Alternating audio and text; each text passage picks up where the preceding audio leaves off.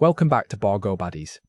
Today's story hits different because it's not about a bargirl, not really. It's about a bloke who thought he'd done everything right, followed all the advice, avoided the obvious traps, and still got absolutely cleaned out. This is about Mark, a 34-year-old electrician from Perth who met a sweet, shy university student in Phuket and married her within 6 months. He thought he'd found his soulmate. She thought she'd found a walking ATM. By the time he realised what was happening, he'd burned through 80 grand, destroyed his credit, and was sitting alone in an empty house wondering how the hell he'd become that guy. The one everyone warns you about. The cautionary tale. If you've ever ignored a red flag because you wanted something to be true so badly, this one's for you. Drop a comment and let us know where you're watching from. And if you've ever felt used in a relationship, hit that like button and subscribe because you're not alone, and Mark's story might just save someone else from making the same mistakes. My name's Mark, I'm 34. I'm from Perth, Western Australia, and I'm writing this from a half-empty rental in Phuket that costs more per month than my mortgage back home used to.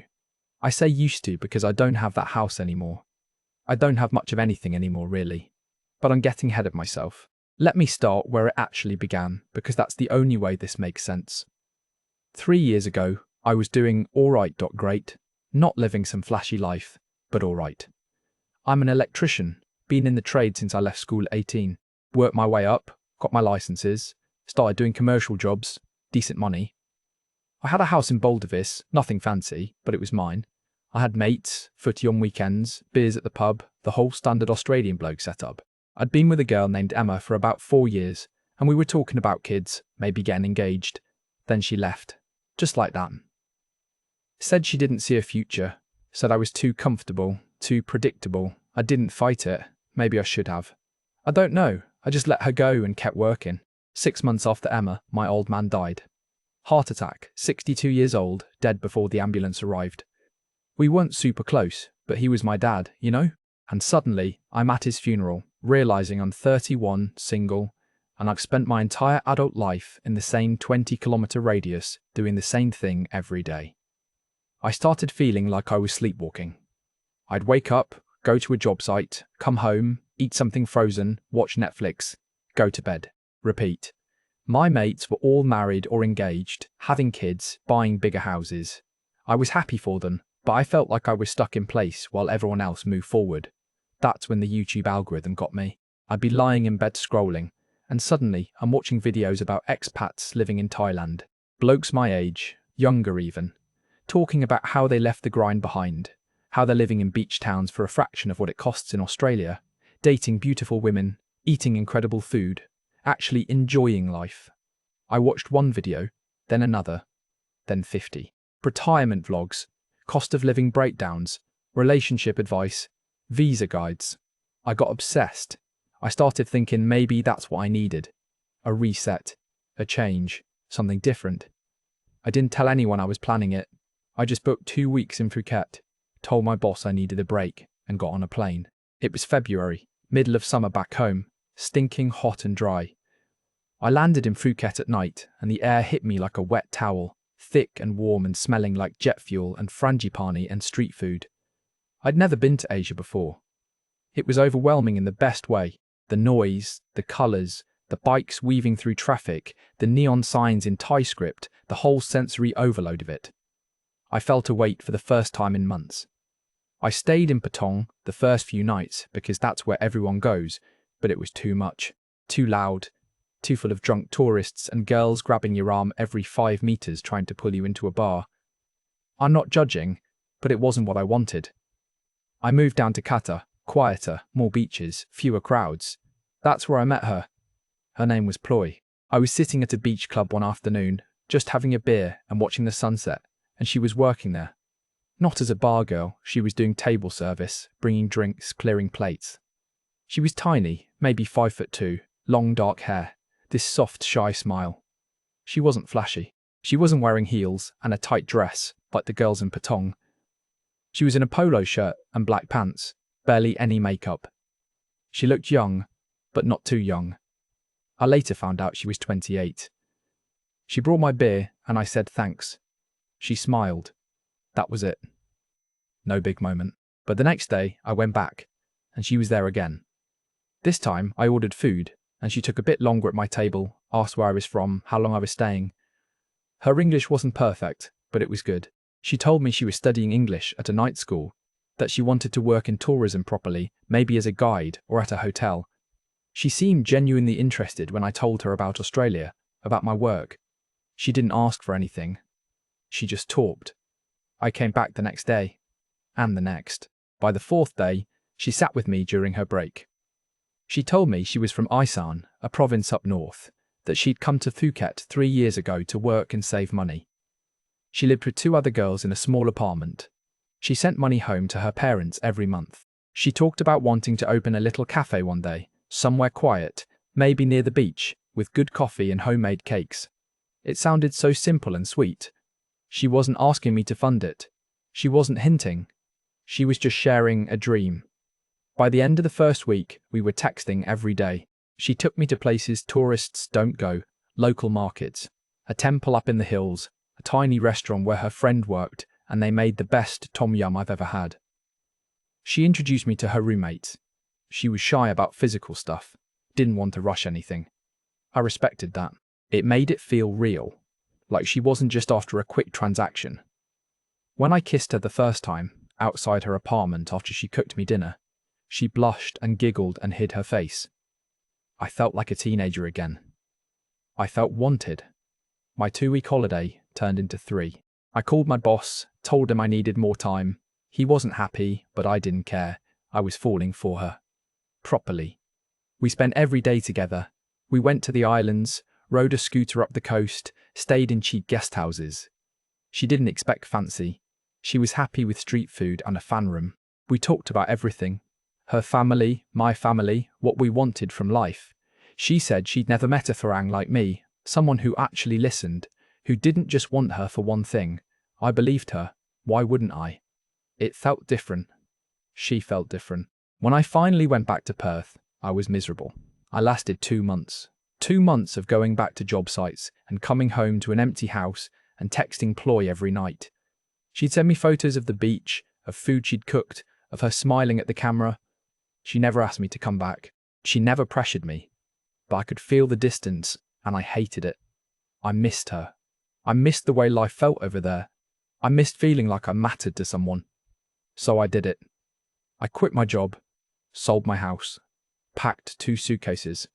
My mates thought I'd lost my mind. They said I was being stupid, that I barely knew her, that this was exactly how blokes get scammed. I told them they didn't understand. I told them Ploy wasn't like that. She wasn't a bar girl. She had a real job. She had goals. She was different. I genuinely believed it. I moved to Phuket permanently in September. Ploy cried when she picked me up from the airport. Happy tears. We rented a house together in Shillong, 2 bedrooms, a little garden, nothing fancy, but it was ours. I started doing freelance electrical work, mostly for expat property managers and small hotels. The money wasn't as good as Perth, but I didn't need as much. Life was cheaper. Life was better. We got married 3 months later. Small ceremony, just her family and a few friends. Her parents came down from Isan. Her mum cried. Her dad shook my hand and thanked me in broken English. I felt proud. I felt like I'd built something real. Ploy stopped working at the beach club after we got married. She said she wanted to focus on our home, on being a good wife, on maybe starting that cafe we talked about. I didn't mind. I liked the idea of taking care of her. I liked coming home to a cooked meal, to her waiting for me. It felt traditional in a way that didn't exist back home anymore. It felt like I was finally the man I was supposed to be. Then the requests started. Small at first. Her mum needed medicine, some kind of heart issue, 6,000 baht. That's like 250 Australian dollars, nothing. I sent it. Her younger brother's motorbike broke down. He needed it for work. 8,000 baht, fine. Sent it. The family farm had damage from a storm. They needed to repair the roof. 15,000 baht. I didn't even hesitate. This was her family. This was my family now. That's what you do. You help. But it didn't stop. Every couple of weeks, there was something. Her sister's kid needed school fees. Her dad's truck needed fixing. Her cousin was sick. The amounts got bigger. 10,000. 20,000. Ploy would come to me with tears in her eyes, so stressed, so worried, and I'd just transfer the money. I wanted to be the solution. I wanted to be her hero. And every time, she'd hug me and thank me and tell me I was the best husband, that her family loved me, that she was so lucky. I started noticing things around the 4-month mark. Ploy was on her phone constantly. When I'd walk into the room, she'd tilt the screen away or lock it. She said it was just line chats with her friends, with her family, nothing important. She started going out more, said she was meeting her girlfriends, that she needed social time. Fair enough. I didn't want to be controlling. I didn't want to be that jealous Farang. So I said, okay, have fun, be safe. But she'd come home late, sometimes not until 2 or 3 in the morning. She'd smell like cigarettes and booze. She'd say they went to a club, that it was just dancing, that I was welcome to come next time but I probably wouldn't like it. Too loud, too young. I didn't push it. I trusted her. I wanted to trust her. The money kept flowing out. I set up a Thai bank account and I'd just transfer from my Australian savings whenever she asked. I wasn't tracking it properly. I should have been. But I wasn't. I was too busy working, too busy trying to keep everything afloat, too busy convincing myself that this was just how it was, that supporting your wife's family was normal here, that I was doing the right thing. It was just one more transfer. Then another. Then another. I'd check my balance and feel a little jolt of worry, but then Ploy would smile at me or cook my favourite dish or curl up next to me on the couch and I'd think, it's fine, you're building a life, this is an investment, this is what love costs. I kept telling myself that. This is what love costs. By month 7, I was starting to feel it. Not just financially, though that was getting tight, but emotionally. Something had shifted. Ploy wasn't the same person I'd met at that beach club. Or maybe she was, and I'd just been too desperate to see it clearly. She was distant. When I'd tried to talk to her about us, about our plans, about the cafe she used to dream about, she'd brush it off. She'd say she was tired, or stressed, or that I was being too serious. The warmth was gone. The affection felt mechanical. She'd kissed me on the cheek when I handed her money, but turned away when I reached for her at night. I tried to tell myself it was normal. Marriage isn't always fireworks. People get comfortable. Maybe she was homesick. Maybe I wasn't giving her enough attention. I worked longer hours, took on more jobs, tried to bring in extra cash so she wouldn't have to worry.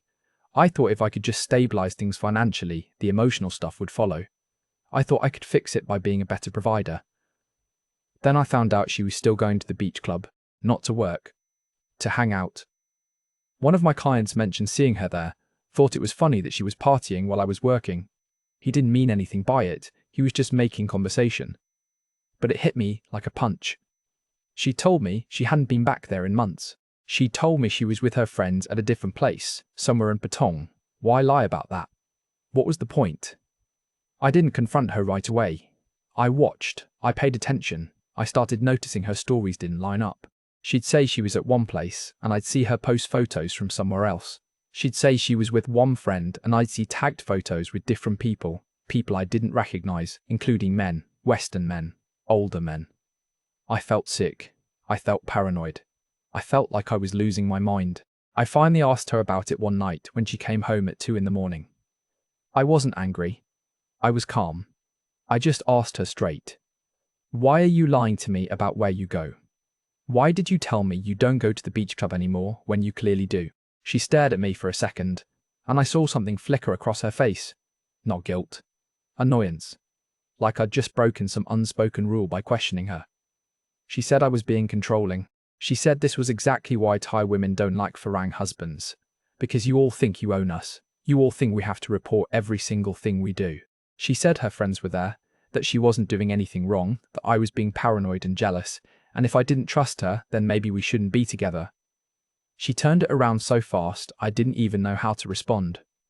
Suddenly, I was the bad guy. I was the one apologizing. I told her I wasn't trying to control her, I just wanted honesty. She cried. She said she felt trapped. She said she missed her freedom. I held her and told her I was sorry and that she could go wherever she wanted. I just wanted her to be happy. But I wasn't stupid. I knew something was wrong. I started checking our bank account more carefully. I added up the transfers. In 7 months, I'd sent or given her just over 52,000 Australian dollars, 52 grand. That's not including rent, food, utilities, my own expenses. Just the money that went to her or her family. I felt cold looking at that number. I felt like I couldn't breathe. I sat her down the next day. I showed her the numbers. I said, we need to talk about this because I'm running out of money. I've got maybe 20,000 left in savings, and I can't keep sending 5,000 or 6,000 a month to your family. We need to slow down. We need to budget. I wasn't angry. I was just being practical. I thought she'd understand. I thought we'd work it out together. She exploded. I'd never seen her like that. She screamed at me. She said I promised to take care of her, that I said I'd help her family, that this is what husbands do in Thailand, that if I couldn't afford it, then why did I move here? Why did I marry her? Why did I make promises I couldn't keep? She said I was just another cheat Farang, that I acted generous, but really I was keeping track of every baht like an accountant. She said her family needed that money, that they were depending on us, that I was selfish and cruel for cutting them off. I tried to explain. I said I wasn't cutting anyone off, I just needed us to be more careful, to make the money last, to think about our future. She wasn't listening. She said if I really loved her, I wouldn't be counting. She said, money isn't love. And then she said the thing that broke me. She said, you think you're so special, but you're not. There are 1,000 men like you here, lonely old Farang who think they can buy a Thai wife and she'll worship them forever. You're nothing special, Mark. I just sat there. I didn't know what to say. She grabbed her bag and left, slammed the door. I heard her bike start, and then she was gone. I sat in that house for hours just staring at the wall, trying to figure out what the hell had just happened, trying to figure out how we got here. She didn't come home that night, or the next. She texted me once, said she was staying with a friend, that she needed space. I said okay. I didn't chase her. I was too numb. I kept working. I kept going through the motions. I thought maybe she'd cool off and come back and we'd talk it through like adults. 4 days later, she showed up with 2 friends and a pickup truck. She didn't say a word to me. She just started packing. Her clothes, her jewelry, the TV I bought, the laptop, the rice cooker, the blender, the speakers, even the goddamn throw pillows. I asked her what she was doing. She said she was leaving. She said the marriage was over. She said she'd already talked to a lawyer and she wanted a divorce. Just like that. 7 months. Done. I asked her why. I asked her what I did wrong. She looked at me with this dead expression and said, you didn't do anything wrong, Mark. You just weren't enough. You're boring. You work all the time. You don't know how to have fun. You don't understand Thailand. You don't understand me. I thought you'd be different, but you're just like all the others. Old, boring, and cheap. I'm 34. I'm not old. And I'd given her everything. But I didn't argue. I just watched her pack. I watched her friends load up the truck. I watched her take the gold necklace I'd bought her for our wedding, the iPhone, the designer bag, everything. She didn't leave a note. She didn't say goodbye. She just got in the truck and left. I found out later from a mutual friend that she'd posted photos on Facebook the same week. She was at a resort in Krabi, Champagne, infinity pool, sunset. And she was with someone.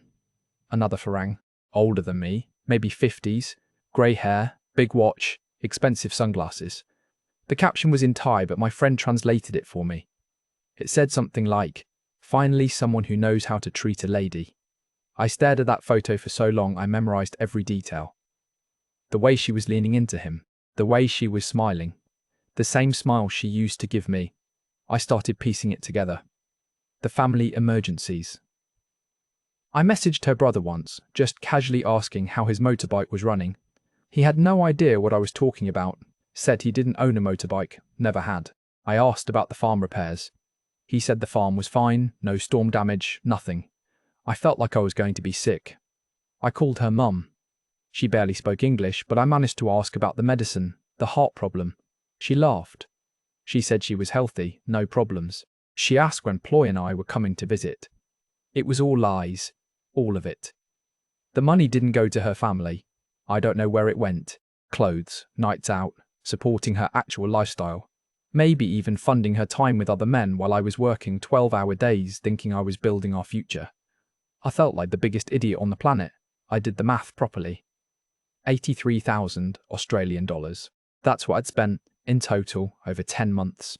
Savings, credit cards, even a personal loan I'd taken out when things got tight. 83 grand. I'd sold my house, left my career, destroyed my credit, and moved to the other side of the world for someone who saw me as a walking ATM. Someone who never loved me. Someone who probably laughed about me with her friends while I was at work. I didn't leave Thailand right away. I couldn't afford to. I had to work. I had to pay off the loan.